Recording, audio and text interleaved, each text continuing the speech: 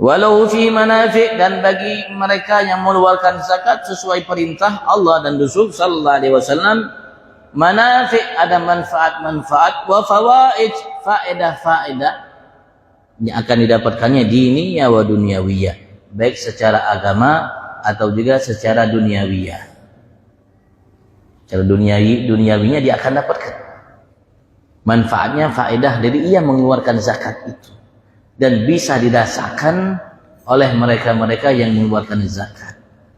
Terbukti, teruji,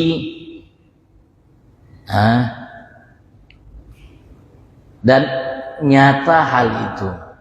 Tapi syaratnya kalau memang kita keluarkan zakat sesuai aturan arahan Allah dan Nabi Muhammad, dan yang berhak yang kita keluarkan kepada betul mereka yang berhak untuk menerimanya. Ini akan ada janji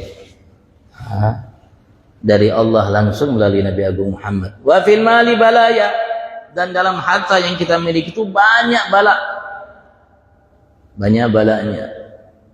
Wa fitan, banyak fitnahnya. Wa afat, banyak petaka-petakanya.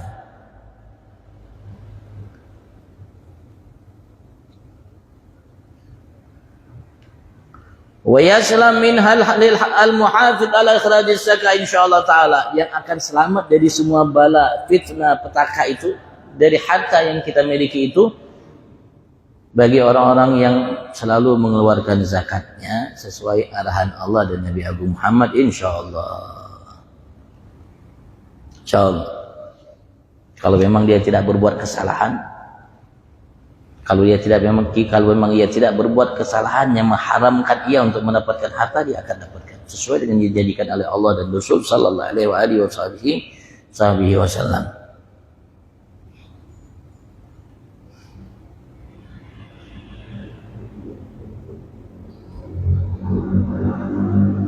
Qala alaihi salatu wasallam, Rasul sallallahu alaihi wasallam bersabda dalam hadis riwayat Imam Baihaqi, Imam Ibn Khuzaimah, riwayat Tabrani, Imam Hakim, beliau mengatakan hadisnya sahih sesuai syarat Imam Muslim.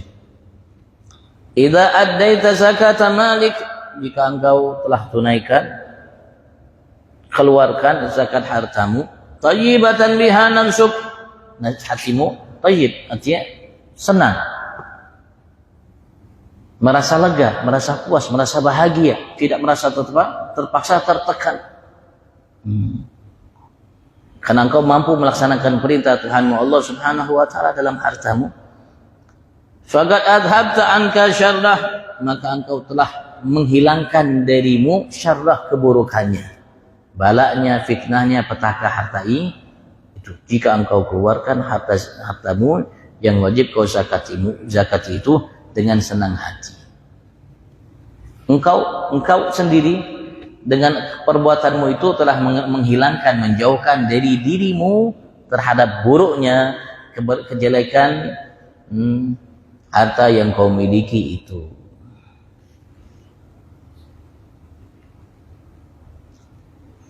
Wa kadzalik, begitu juga la ya'ridu lil malil muzakka, tidak akan terjadi bagi harta yang telah dizakati itu syai'un min matalib wal mahalik, sesuatu pun apapun minal matalib wal mahalik yang membuat ia hilang, membuat ia dicuri, membuat ia dirampok, membuat ia namanya halik, halga, celak, macam-macam.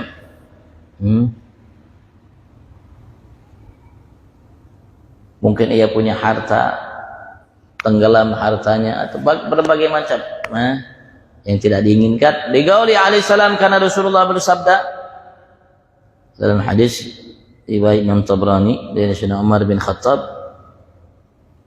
ma halaka malun fi barrin wala bahrin illa bihabsis zakah, tidak akan celaka, tidak akan ludes, tidak akan hilang harta itu, apapun hartanya, fi bahrin wala bar, baik di lautan, begitu juga tidak di daratan.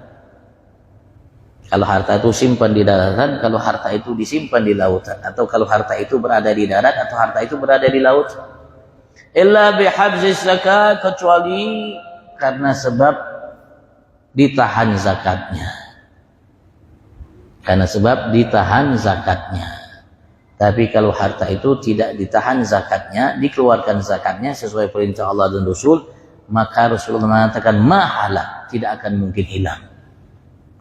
Tidak ada yang bisa ngambil, tidak ada yang bisa merampok, tidak ada yang bisa mencuri, tidak ada yang bisa membuat hilang harta itu.